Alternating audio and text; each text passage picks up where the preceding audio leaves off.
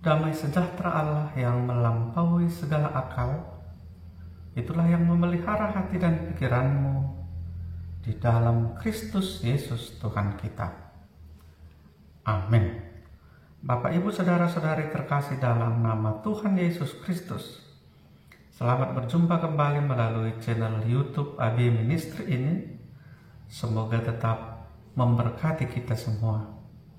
Pada kesempatan kali ini kita bersekutu dengan firman Tuhan yang menjadi epistel di Minggu tanggal 5 Maret 2023, dan epistel Minggu biasanya akan dipakai di ibadah rumah tangga atau persodipen, pertamyangan, pulungan jabu-jabu, dan sebutan lainnya. Kami akan membacakan firman Tuhan tertulis dalam Mazmur 121 ayat 1 sampai ayat yang ke-8. Nyanyian ziarah. Aku melayangkan mataku ke gunung-gunung. Dari manakah akan datang pertolonganku? Pertolonganku ialah dari Tuhan yang menjadikan langit dan bumi. Ia takkan membiarkan kakimu goyah. Penjagamu tidak akan terlelap. Sesungguhnya tidak terlelap dan tidak tertidur penjaga Israel. Tuhanlah penjagamu, Tuhanlah naunganmu di sebelah tangan kananmu. Matahari tidak menyakiti engkau pada waktu siang, atau bulan pada waktu malam. Tuhan akan menjaga engkau terhadap segala kecelakaan. Ia akan menjaga nyawamu. Tuhan akan menjaga keluar masukmu dari sekarang sampai selama-lamanya. Amin. Demikian pembacaan firman Tuhan. Bapak Ibu yang dikasihi oleh Tuhan Yesus Kristus, dulu ketika saya mengingat waktu masih duduk di bangku sekolah dasar atau SD, saya teringat akan satu hal, yaitu ketika guru memberikan tugas menggambar kepada saya dan kepada teman-teman yang lainnya yang sesama SD dalam satu kelas.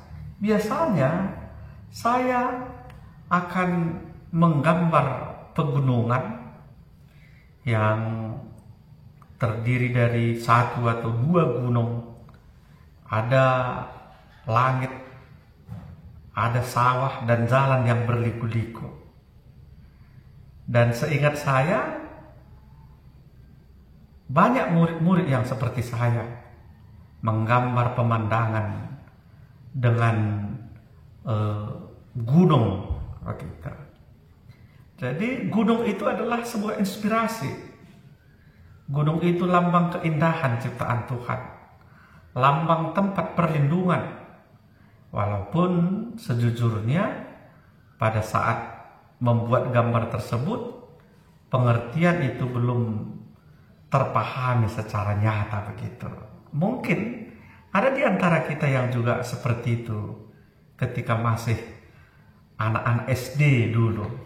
Tapi itu adalah pengalaman pribadi saya.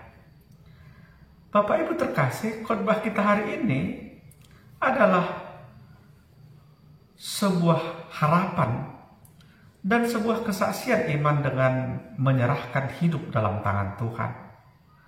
Pemazmur mau menyampaikan tentang pengalaman rohaninya dalam perjalanan kehidupannya yang mau menyatakan bahwa hanya Tuhan sajalah sumber pertolongannya. Hanya Tuhan sajalah sumber pertolongan bagi umatnya Israel.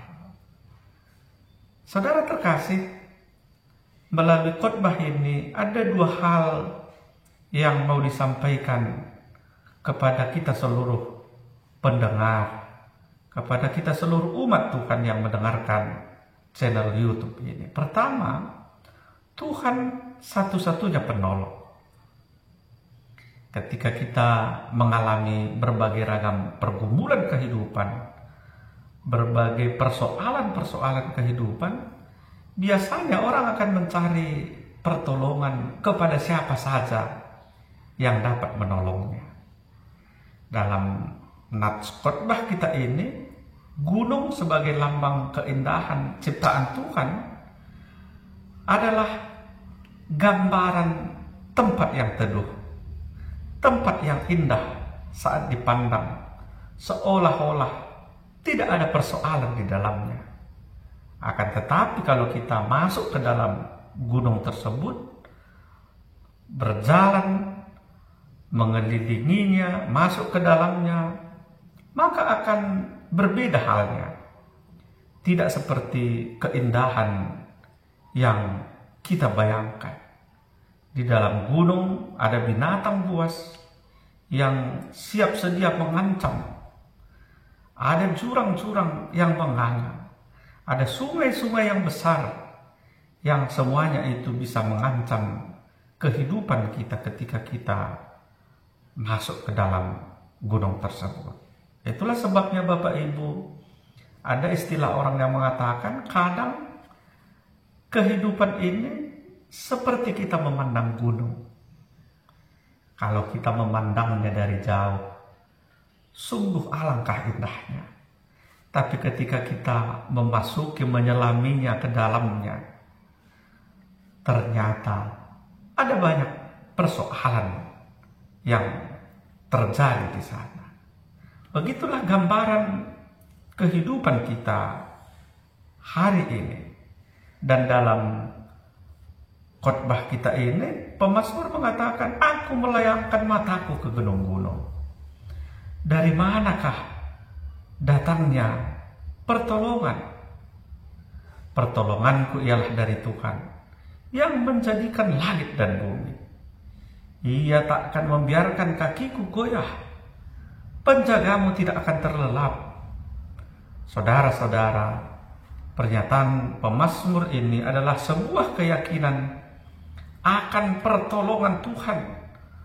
Tuhan akan menguatkan setiap orang percaya dan tidak pernah lalai menolong umatnya. Kenapa pemazmur mengatakan, aku melayangkan pandanganku ke gunung-gunung?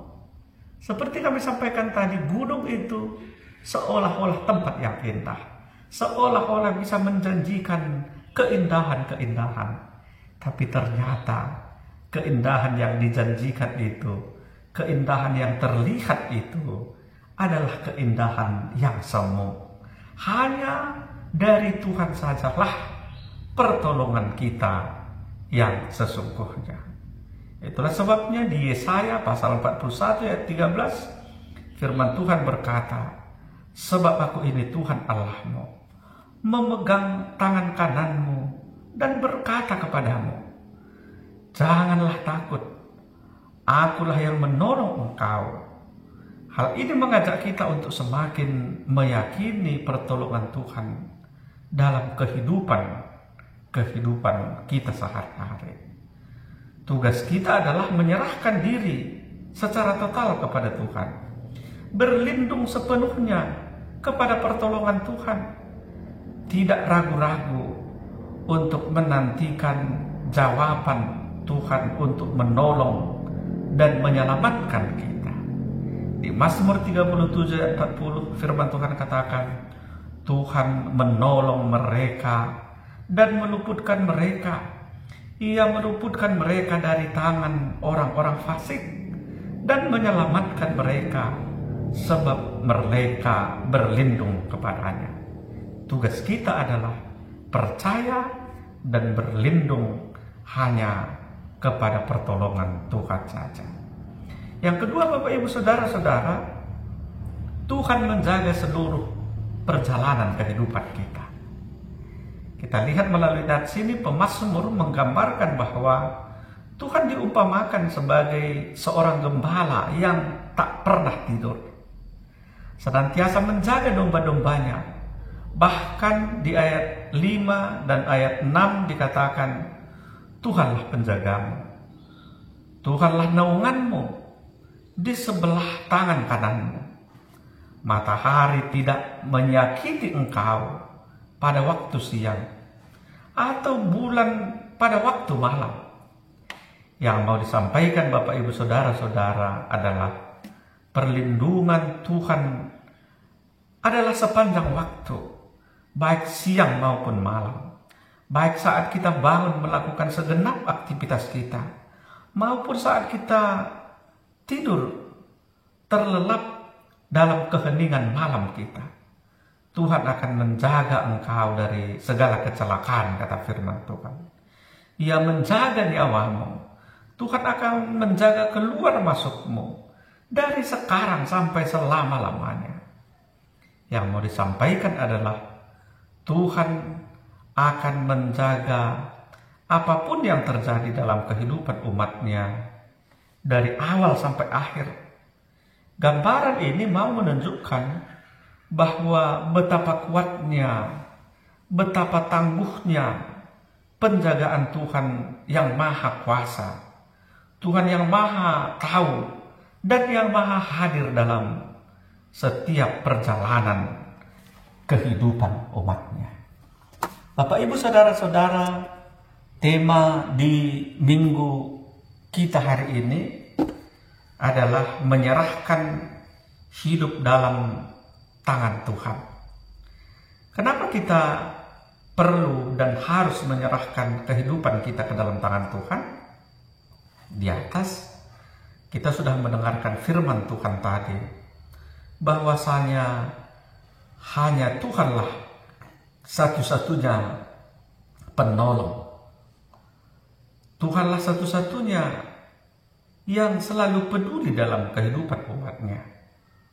Akan tetapi sebagai orang percaya, kita harus mampu dan bijaksana menerima pertolongan Tuhan dalam kehidupan kita. Saudara-saudara, ada sebuah ilustrasi tentang bagaimana kita menerima pertolongan Tuhan dalam hidup kita. Di sebuah tempat terjadilah banjir. Banjir menggenangi rumah penduduk.